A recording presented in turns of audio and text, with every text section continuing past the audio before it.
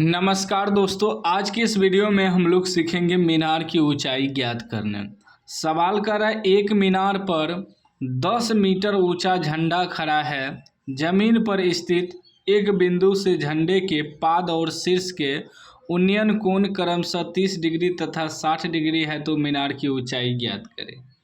ध्यान से समझिएगा, हाइट एंड डिस्टेंस चैप्टर का जो सवाल होता है उसमें यदि आप चित्र बना लिए तो सवाल भी सॉल्व हो जाएगा।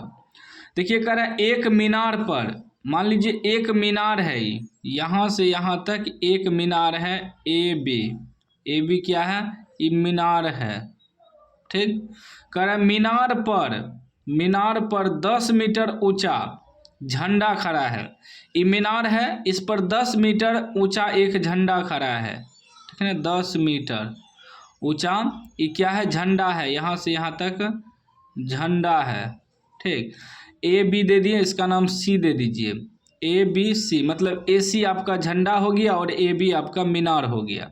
ठीक है ना, मीनार के ऊपर एक 10 मीटर ऊंचा जो है झंडा खड़ा है।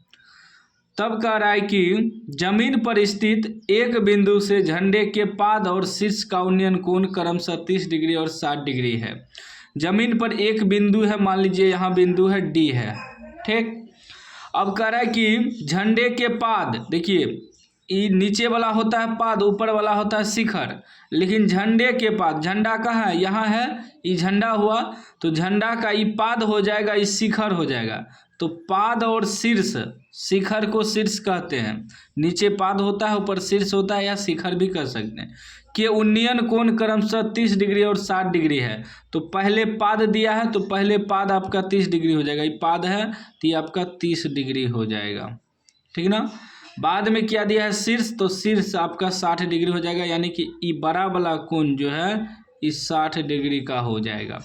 ऐसे भी आप दिमाग लगा सकते हैं, जिस कोण का ज़्यादा ऊंचाई होगा वो उतना बड़ा कोण होगा, जिसका ऊंचाई कम होगा वो छोटा कोण होगा। तो इसका ऊंचाई देखिए, तो ये पाद वाला का यहाँ से यहाँ तक कम है, यहाँ से यहाँ तक कम है तो 30 डिग्री होगा, और जो ऊंचा है ज़्यादा शीर्ष का तो वो यहाँ से यहाँ तक 60 डिग्री का होगा। ठीक ना, ऐसे भी दिमाग लगा सकते हैं। और यहाँ तो साफ साफ क्लियर कर दिया, पाद और शीर्ष। तो पहले पाद दिया है तो पाद ही हुआ तो इसका 30 डिग्री, बाद में शीर्ष दिया है तो शीर्ष आपका ई हुआ तो इसका 60 डिग्री कोण है।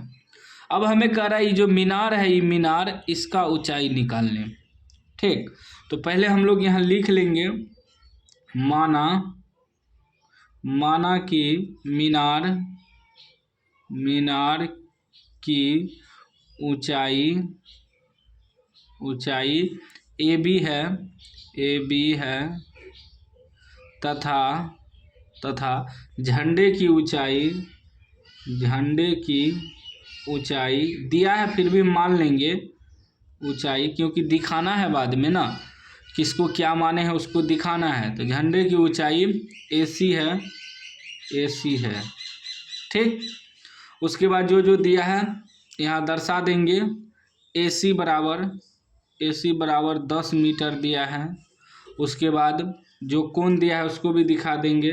कोण है आपका छोटा, देखिए दो त्रिभुज बना, एगो यहाँ से लेकर यहाँ तक त्रिभुज बना, एगो बड़ा त्रिभुज बना। तो छोटा त्रिभुज क्या हुआ, ए डी बी, जिस कोण को दिखाते हैं उसको बीच में रखते हैं, डी को दिखाना है तो बीच में रखेंगे, कितना है 30 डिग्री है, कोमा एंगल बड़ा त्रिभुज देखिए सी डी बी। ठीक ना, ये कितना है 60 डिग्री है। हो गया, बस इतना ही लिखना है। अब देखिए ये अपने मन से आप लिख सकते हैं, इसमें कोई डाउट नहीं है कि कैसे लिखेंगे नहीं लिखेंगे, नहीं, बस जो दिया है उसको लिख देना है। माना मीनार की ऊंचाई ए बी है तथा झंडे की ऊंचाई ए सी है, जो हमने इसमें लिखा है। अब मन करे तो आप ए बी झंडे की ऊंचाई मान सकते हैं और ए सी जो है आप मीनार की ऊंचाई मान सकते हो, आप पे डिपेंड करता है आप क्या इसमें मान दिए हैं। ठीक ना, तो सबसे पहले देखिए दो त्रिभुज वाला सवाल में सबसे पहले जो छोटा त्रिभुज रहता है उसको सॉल्व करना है। तो एक छोटा त्रिभुज है ना ए डी बी, इसको सॉल्व करेंगे, लिखेंगे समकोण त्रिभुज, समकोण त्रिभुज हुआ, यहाँ 90 डिग्री का कोण बन रहा है। समकोण त्रिभुज ए डी बी में पहले इसमें चलेंगे। ठीक ना, तो अब इसमें चलेंगे तो यहाँ से यहाँ हमें निकालना है मीनार की ऊंचाई। तो ये हमारा क्या हुआ, लंब हुआ, और ये आधार हुआ, और ये कर्ण हुआ।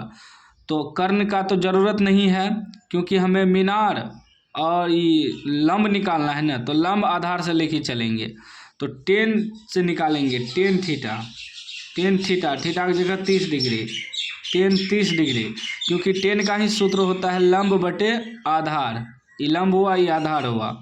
तो लंब आधार किस में होता है, 10 में होता है। तो 10 30 डिग्री बराबर 10 का सूत्र होता है लंब बटे आधार। तो लंब आपका हो गया AB बटे आधार, आधार हो गया DB।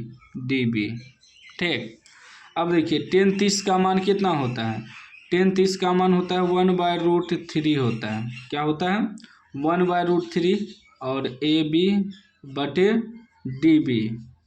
DB क्रॉस मल्टीप्लाई करिए तो इससे गुना होगा, इससे गुना होगा, तो इससे ही गुना होगा, तो DB बराबर हो जाएगा √3AB। इसको मान लेंगे समीकरण 1। आगे इसका ज़रूरत पड़ेगा, ठीक ना। उसके बाद देखिए अब बड़ा त्रिभुज को सॉल्व करेंगे। अब लिखेंगे समकोण त्रिभुज बड़ा त्रिभुज CDB। समझ लीजिए अब छोटा त्रिभुज नहीं है, बड़ा त्रिभुज CDB में इसमें चलेंगे। अब इसमें भी देखिए ये क्या हो गया, पूरा यहाँ से यहाँ तक लंब हो गया। मान लीजिए A बिंदु नहीं है, CB मानिए, ये पूरा यहाँ से यहाँ लंब हो गया, ये आधार हो गया। तो 10 से चलेंगे और यहाँ 60 डिग्री है बड़ा त्रिभुज का कोण। तो 10 60 डिग्री से चलेंगे तो ये पूरा हो गया लंब, पूरा यहाँ से CB पूरा लेंगे इसको, CB आधार हो गया आपका BD या DB भी लिख सकते हैं।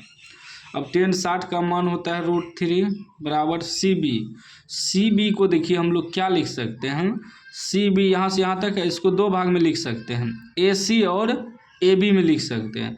मतलब AC प्लस AB बटे